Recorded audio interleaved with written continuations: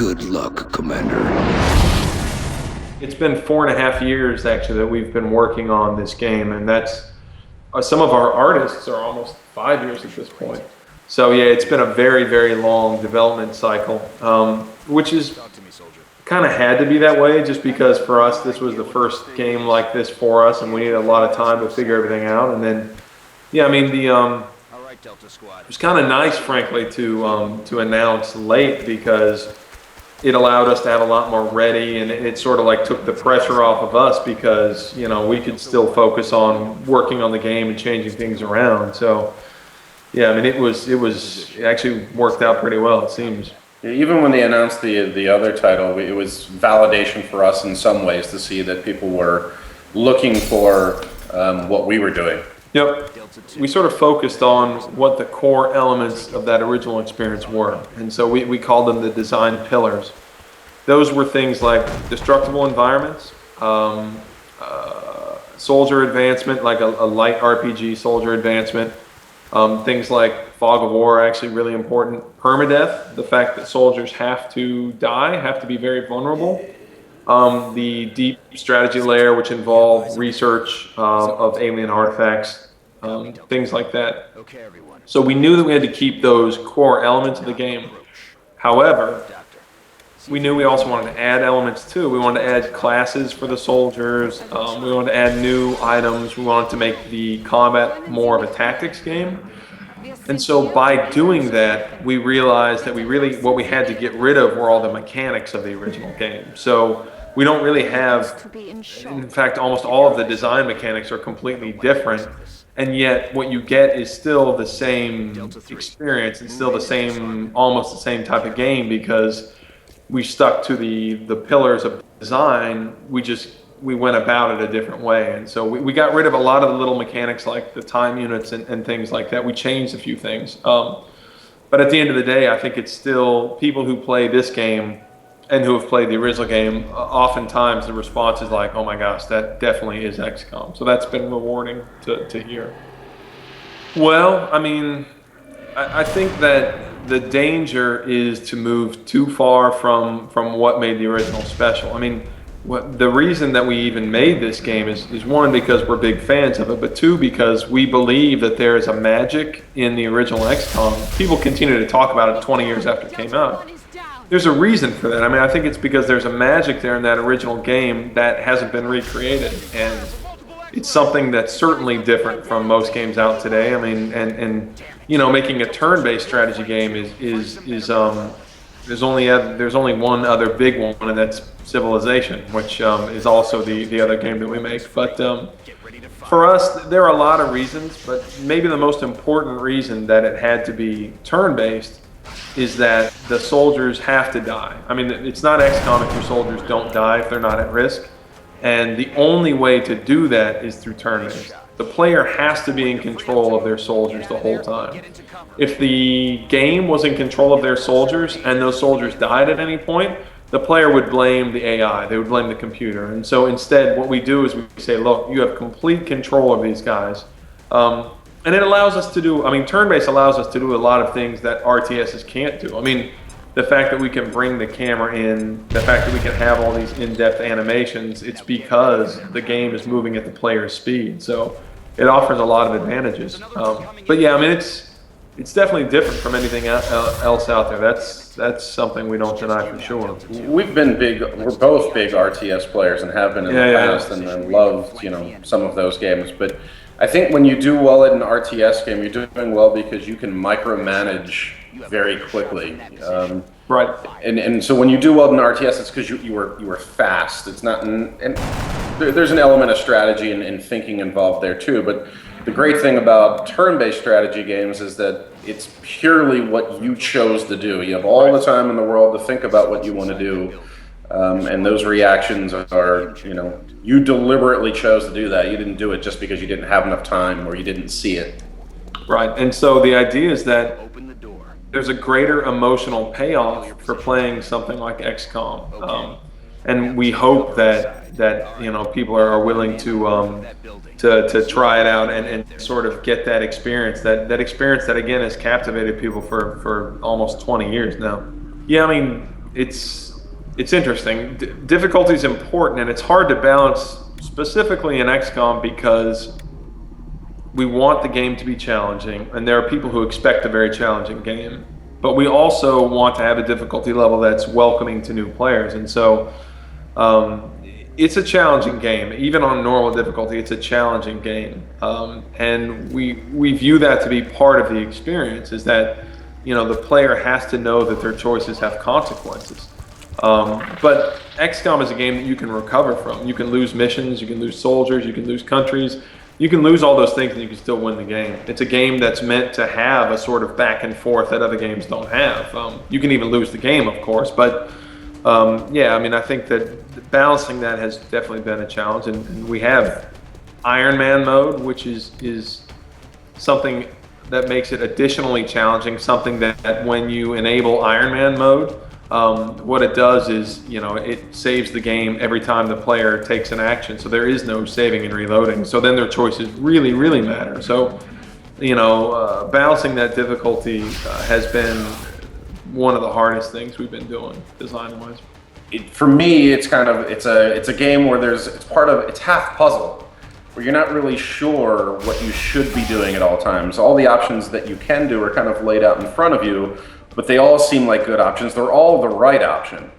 But it's what you choose to do and how you play, and the fact that when you do lose it, that you can look back and maybe 3 or 4 missions ago and say, well, if I would have done this, I would have won the game. So it's replayable and it's a challenge. So when you do win it, you feel good about yourself for winning it. Now, if you're the kind of person that really doesn't want to replay it and you just want to get through the game, we certainly have the difficulty levels there for you that will allow you to do it, but I don't think that that's really the essence that we're trying to convey or provide. We want to provide you with this experience that when you do finish it, that you feel like you accomplished something. Right. I mean, it's important that the player that we don't hold the hand of the player. It's important that the player has the freedom to lose soldiers, to lose missions, to lose the game even, because the player has to know that, and this is going to sound very funny,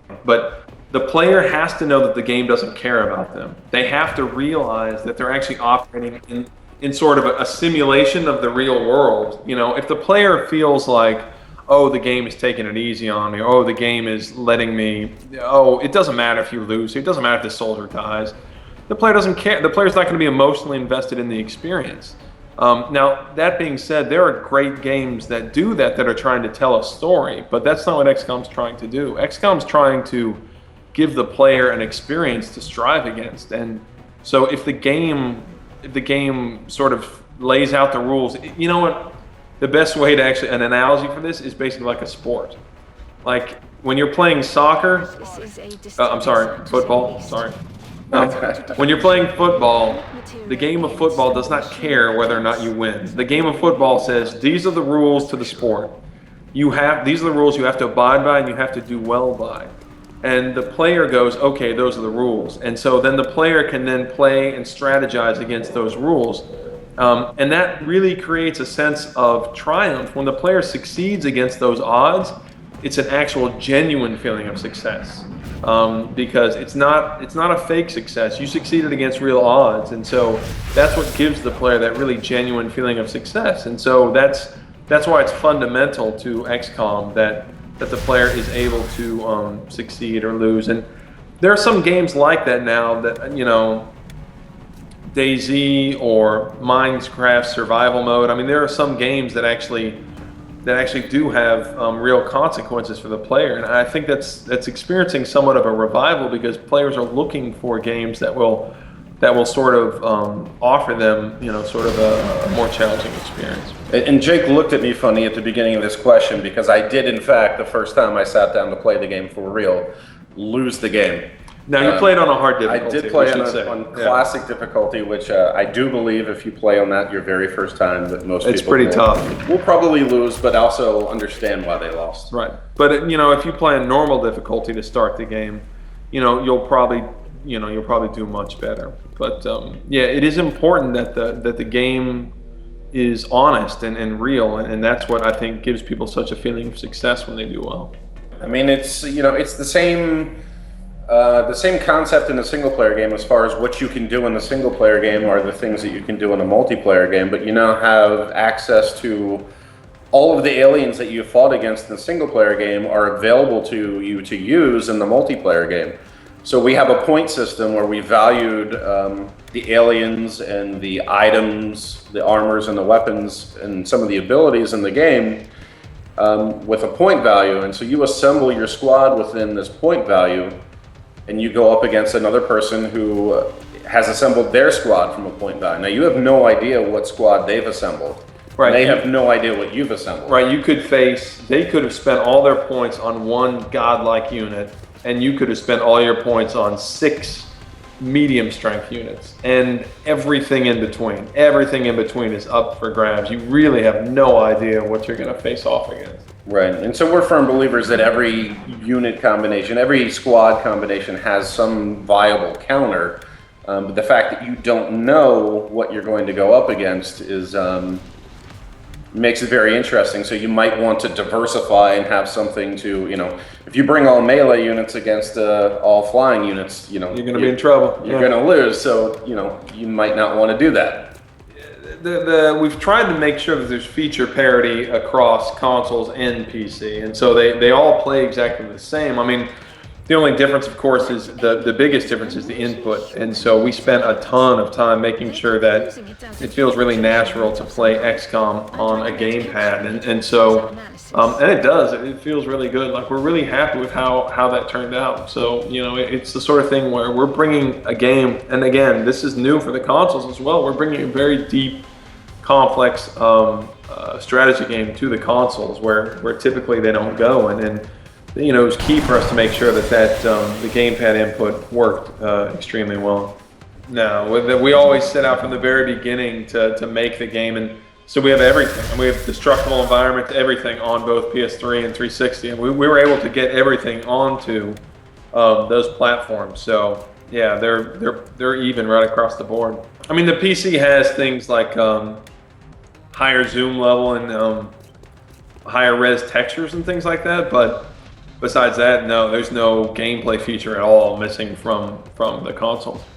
We spent a lot of time with the UI and the controls, and you'd be surprised how well it plays on the console. I mean, console could give a PC a run for its money in terms of speed. Actually, I mean, once you're familiar with the gamepad, you can operate pretty quickly with that thing. So yeah, we haven't found a need to change the time limits for either. And in fact, you can plug in your gamepad and play on the PC anyway. So it's sort of the best. PC is kind of the best of both worlds.